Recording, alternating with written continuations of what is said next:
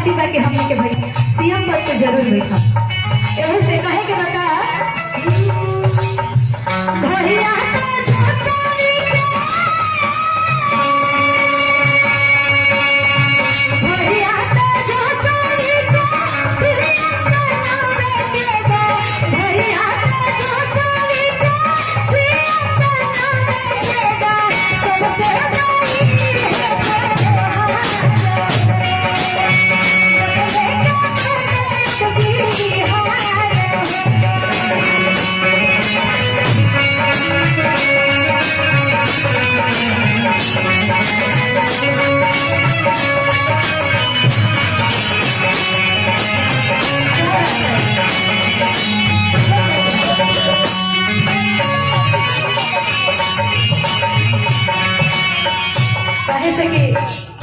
भी देखते बाने गरीब लोग के जियल एकदम दुश्वार हो गई। एक तो सबसे बड़ की कोरोना हमने के कहा नादू चाचा पहले आ गई रहते नहीं दिन ना देखे के पड़ी और बहुत ही खुशी की बात बाकी चली भगवान के घर में देर बा बाकी अंधेर ना।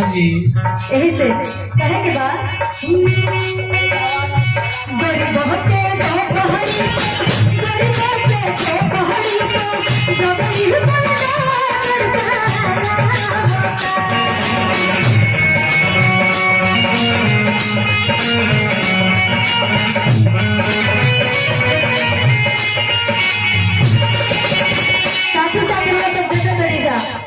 अभी हर एक सरकारी संस्था के प्राइवेट चल जाता रेलवे स्टेशन तक बेच दिया गई।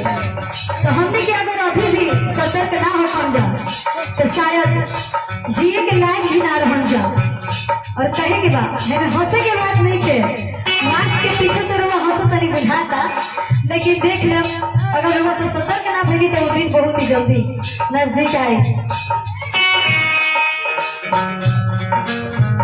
मुकेश जी के तरफ से विधायक जी की तरफ से क्या बोल रहे हैं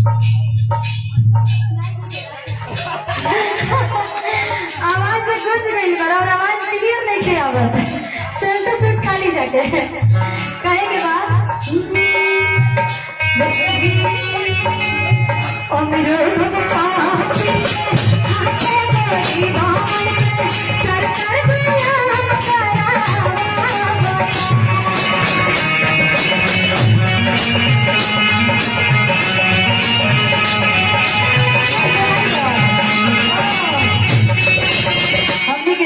ड्राइवर जी के तरफ से बहुत बहुत पुरस्कार बहुत बहुत धन्यवाद। यह तो छूट के ना बोलत रही हाँ तो कहे के बाद गरीब